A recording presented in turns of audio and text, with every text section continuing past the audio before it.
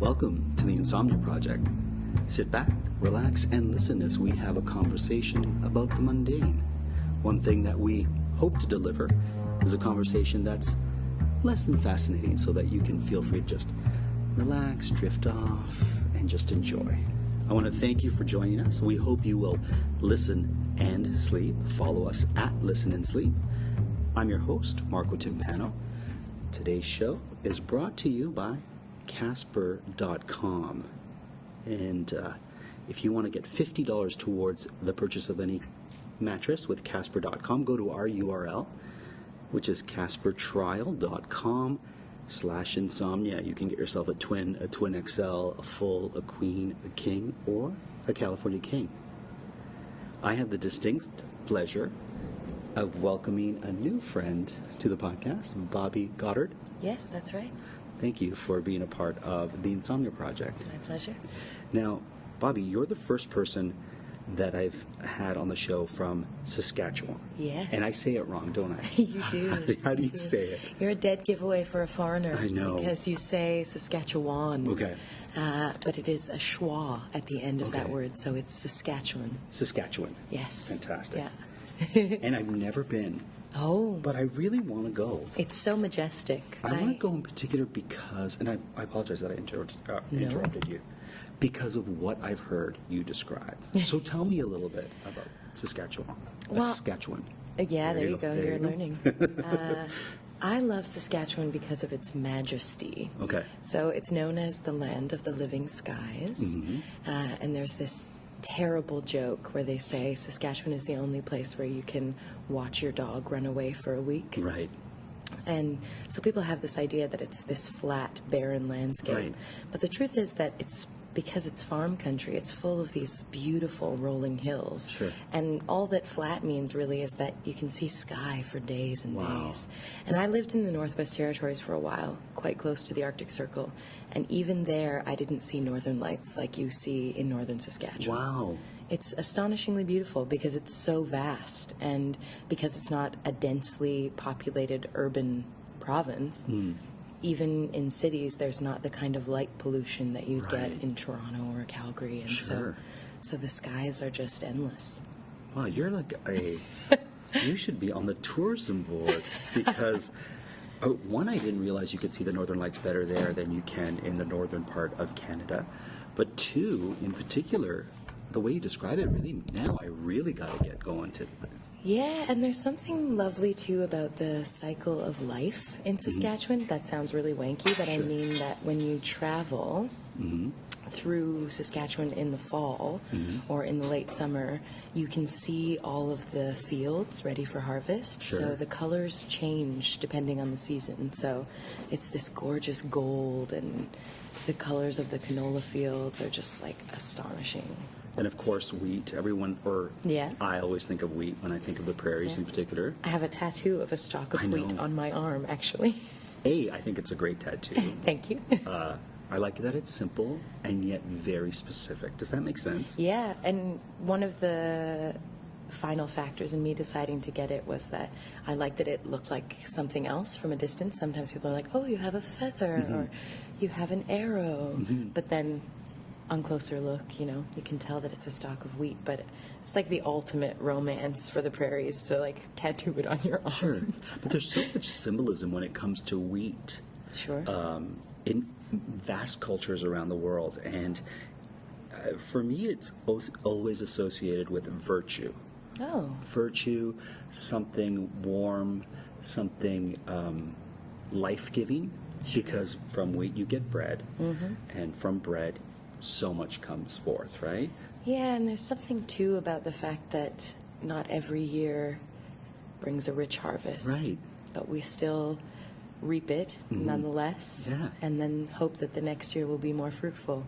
So there's something constant in that inconstancy. And there's something, you've got to work hard. Yes.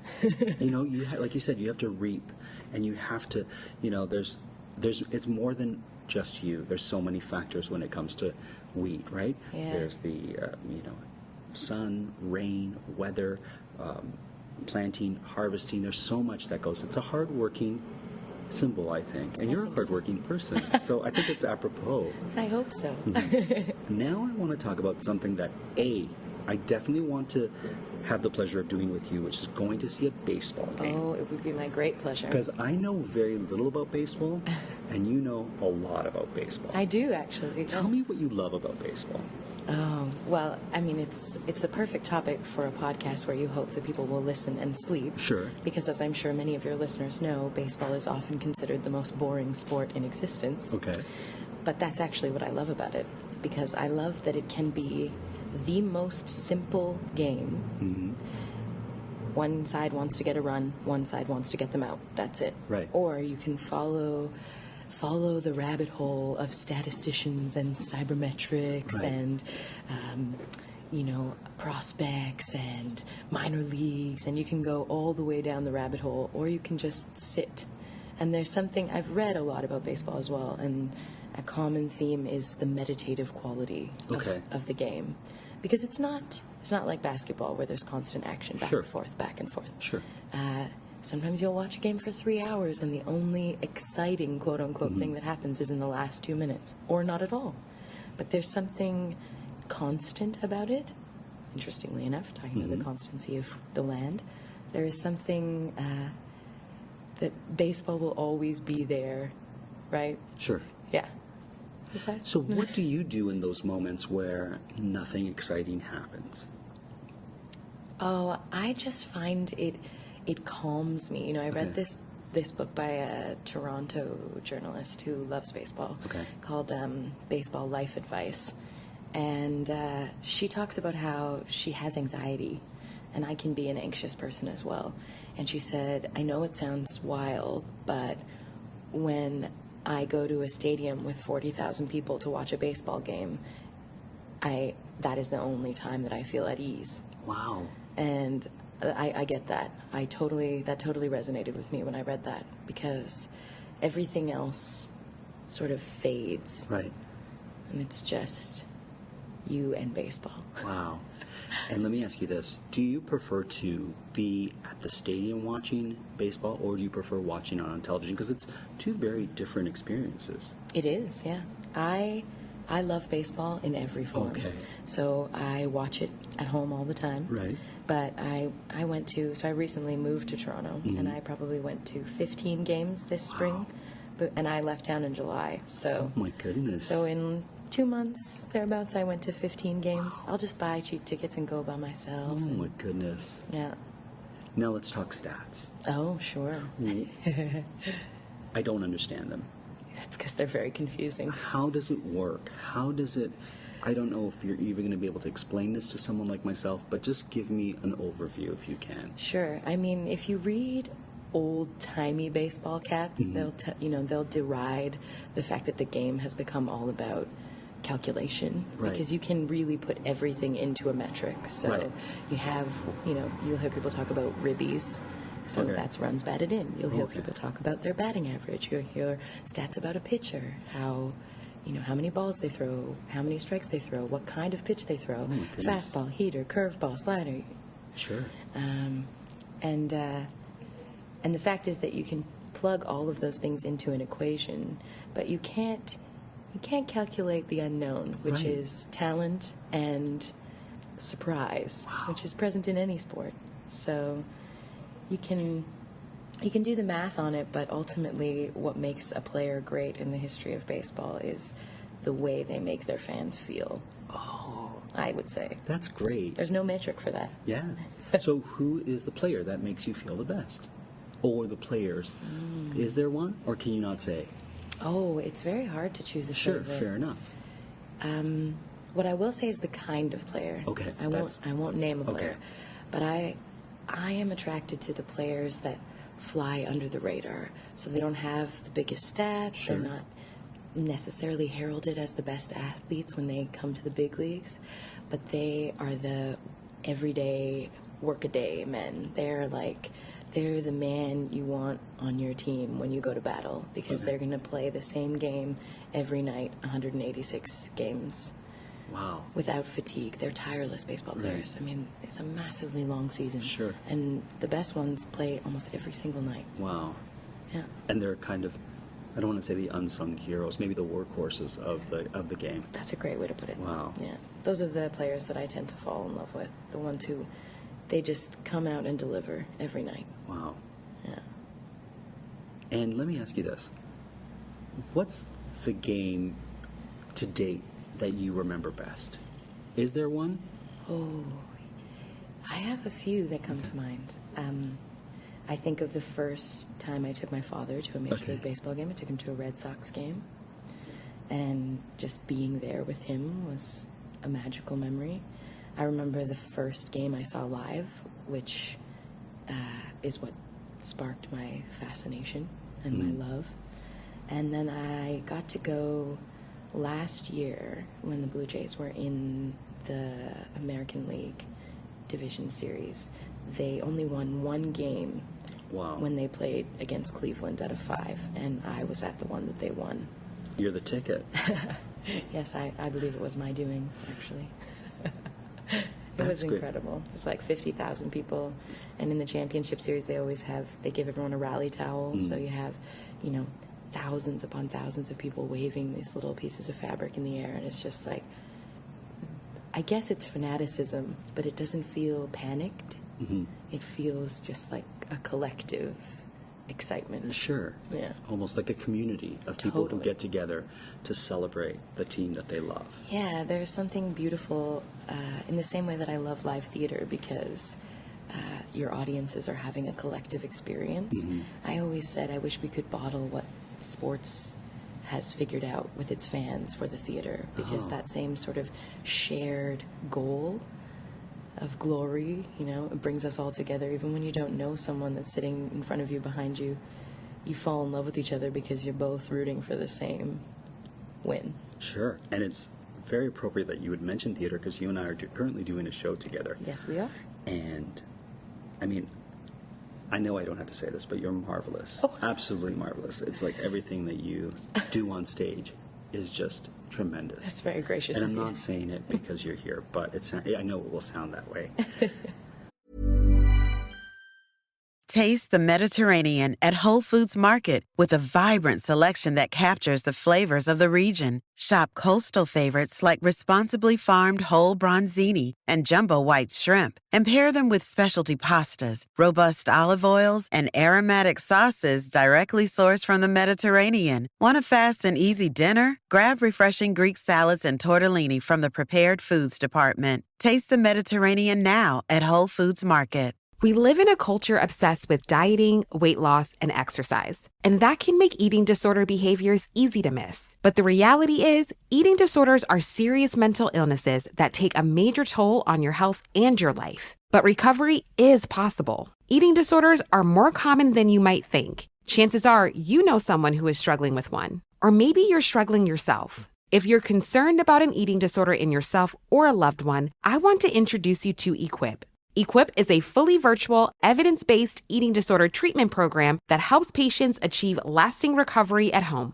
Every Equip patient is matched with a multidisciplinary care team that includes a therapist, dietitian, medical provider, and mentors. And you get a personalized treatment plan that's tailored to your unique goals and challenges. Equip treats patients of all ages and all eating disorder diagnoses. It's covered by insurance, and there's no wait list. If you think that you or a loved one could be struggling with an eating disorder, don't wait to get help. Visit equip.health to learn more. That's equip.health.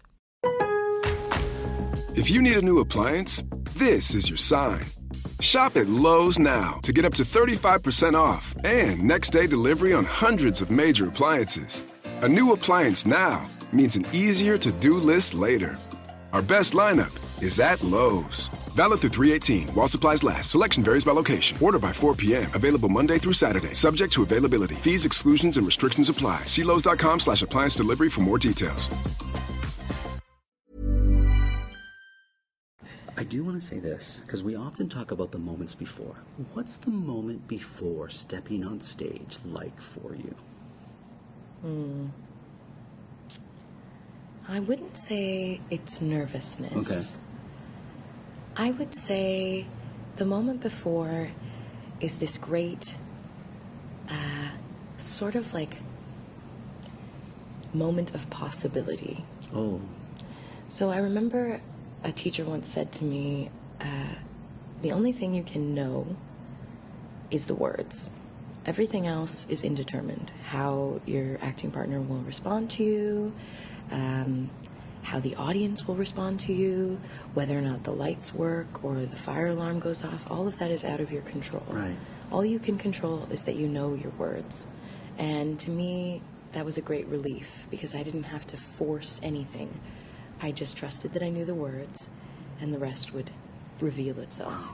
So I try to remind myself of that. So for me, the moment before is this great opportunity for, any number of magical things could happen as long as I'm ready for it. kind of like in baseball too, right? That is correct. There you go. Yeah. I want to mention before, because I want to talk to you about theater and baseball in just a second, but I want to Sure. mention that our show, this episode, is sponsored by Casper Mattress, and I mentioned that I was going to talk about it in the middle of our show.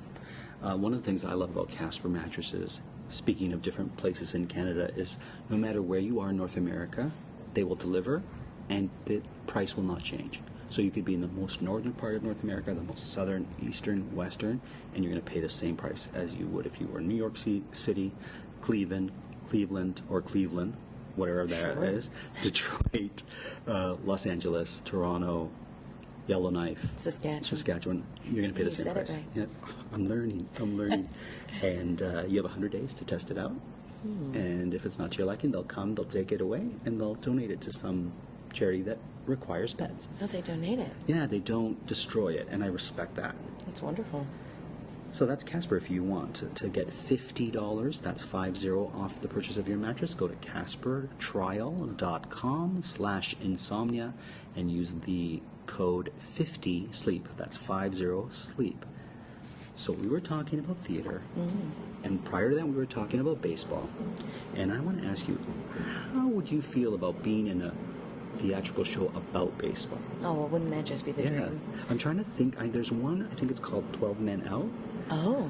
I don't know Well, it. maybe I'm wrong. I'm just saying things as if I know. But I remember it was at one of the theaters near our place. I didn't go see it, but it had quite a large cast. That's why I think it was called 12 Men Out, about baseball. There has got to be a stage version of A League of Their Own. Yeah, there should Wouldn't be. you think? If there isn't, and someone's listening and wants to make it, I will be in it. What about a musical? Well, that's what A I'm saying. baseball musical? You have a tremendous voice. You would be great in that. That would be And- the dream. I'm always trying to find sneaky ways to combine my loves, So the theater, and I love reading books, so I'm like, it's a natural thing, right? You want to research a play, you get to read 6 books about whatever the play's about. Natural. Sure. If I could find a way to make baseball a part of my job as an actor, that Sure. would be the dream. Well, you could sing the anthem at stadiums. Oh, yeah. And I did that once Amazing. as a part of a larger group of people. Yeah. Because I couldn't do it on just me. You wouldn't want to hear that. What type of books do you like to read? Oh, everything. Really? Yeah. You don't have one sort of, I like. I read a lot of fiction because I find I have a max capacity for nonfiction. Okay. It starts to make my brain turn to mush. Sure. So I can only read it in small doses. But I love fiction. I love Shakespeare. What's the last page turner you read? What is the last page turner I read? I'll tell you about mine, so it'll give you a second to think. So Anne-Marie Macdonald wrote this book called Fall on Your Knees. Yes. And I don't read large volumes. I just can't. It's not my thing. If it's more than 400 pages, I avoid it. But this particular book was written by a Canadian author, and it was featured on Oprah's Read This Book list, or whatever it's called that she does. And I remember thinking, okay, I should read this because it's by a local author. It's on Oprah's book list. I don't even remember what it is, but Oprah said The read it. Oprah Book Club. Thank you. Yeah. And so I was like, okay, I'm going to read it. And it was like 1,000 pages. And I'm reading it, I'm trying to get into it. It's like, oh my, I'm 400 pages in, it feels like it's never going to end. And, there were some nice moments, but few and far between. And then I got to the last 100 pages, and I couldn't turn the pages fast enough. My eyes couldn't absorb the words fast enough because it was so exciting, so great, that I was like, I don't even care about the first 600 pages I read because right now I'm having just the best time ever. And that was the last real page turner. I read, actually, funnily enough, the last one was probably a nonfiction book. And it was called From Here to Eternity, Traveling the World in Search of the Good Death. Oh. And it's this woman who has spent the last 10 years in the funeral industry. Oh, wow. Yeah, so she started working in crematoriums. And then eventually she opened her own funeral home. And she's written another book about her work as a cremator. Is that the word, cremator? A person That sounds who right to me. cremates? And this time she traveled the world observing the way other cultures, countries, and faiths deal with their dead. Okay. And she just talks about several examples. I mean, she goes to this tiny little island in Indonesia. She goes to this place in Colorado that has the only open-air pyre in North America. Oh, wow. Yeah, and she just engages with the way people treat their dead. And I found it fascinating. What was the name of this book again? From Here to Eternity, Traveling the World in Search of the Good Death. And I will write that in our show notes in case anybody wants to Cool, check out yeah. that particular book. Yeah. Fascinating. So, what you need is to read a play about baseball that would combine all three of your loves. That would be the dream. Yeah. Reading it. I've got, maybe it's called 8 Men Out. I'm going to look up this yeah. play and try to figure it out so that I can tell you about it. There should be. It'd be great to see a play about baseball that had a female cast. Sure. I mean, people love A League of Their Own Yeah, for a reason. and I think it's because of that. It's like, I mean, people love baseball for the same reason. You know, when you are in a foreign country and you hear your native tongue being spoken, Yes. there's a sense of connection and understanding and collectivity that happens all of a sudden just because you recognize your own language. sure. Baseball has its own language, so there's something familiar about it. No matter, someone could be a total stranger to you, but if you're talking about baseball, you're speaking their language. So then let me ask you this with regards to the language of baseball. For our listeners who may not be familiar with the sport, Sure. what would you tell someone who's never seen baseball or who isn't really that into it when they watch a game, what they should be looking out for? They should watch it with someone who loves it. Okay. That's the thing. Yeah. Because it's true of anything. If you engage with something that is foreign to you but is deeply loved by the person you're watching it with, you'll see it through their eyes Sure. every time. So if you are not sold on baseball, watch it with someone who is. I've often said, I'm not a fan of math, but I could watch someone who's passionate about math talk about math for an hour because you enjoy the passion that other person brings to the table or to the lecture or to whatever. Yeah. And I have a feeling that's why I got into the arts, because the teachers during my formative years who taught those classes were passionate about it. So it was I felt it was easy and fun and something I wanted to get involved with. Yeah, if someone's keen to teach you their language, you'll be keen to learn it. Yeah. Yeah. Yeah.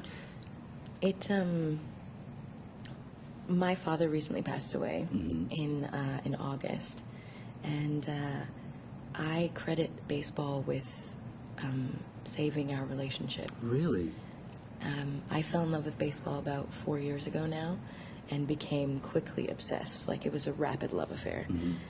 And I started talking about it with my dad. And when I moved across the country, we would text every single day about baseball. Wow. He would text me while I was at the game, and I'd be like, Dad, I know what happened. I'm watching it literally right here, Dad.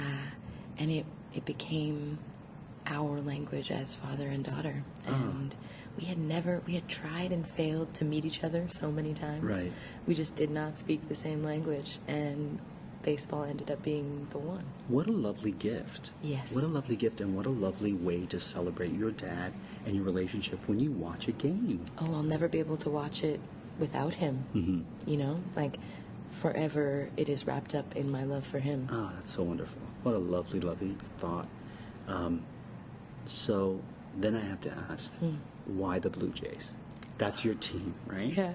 And if there's any Blue Jays out there listening to our podcast, and you can get our guest passes to come to the pit, what do you call that? You know, dugout. The dugout. Yeah. I'm Let's so call terrible. it the pit. That's great. Pit. So that you can hang out and let them see your passion for the game. It's funny that you asked me this because the first game I ever saw was a Blue Jays game. So Okay. that seems too easy. Sure. Right? I saw a Blue Jays game and I was new to Toronto, and so and that was when they were winning again and they hadn't won in a long time. So Right. a lot of people said, "Oh, you're a bandwagon jumper," and I said, "If I am, I'm driving the wagon, and I'm Awesome. okay with it." Yeah. And then they started to lose, and I was still a fan. And my mother said to me, "Well, it's fun now, but what if, they go back to another slump?" And I said, and you will not believe me, but this is true. I said, "I vow from now until the day I die to be a Blue Jays Oh, fan, that's wonderful. win or lose." And she said, "Oh, Bobbi, you're so dramatic." And I said, "I know, but I mean it." And they did not have a great season this year. Right. But I stayed true, and I will honor it until the day I die. Wow. Well, I'll say this. The Blue Jays are lucky to have you as a fan, as are we lucky to have you on this particular podcast. It's my great pleasure, I Marco. want to thank you, Bobbi, for being part of this podcast. We are recording this one in Prince George, British Columbia. Beautiful, beautiful place. The bustling metropolis of Prince George, Yes. British Columbia. And watching the logging trucks drive by. You may have heard one or two on this podcast. On their way to the pulp mill. Yeah. We want to thank you, as always. The Insomnia Project is produced by Drumcast Productions. And thank you for listening.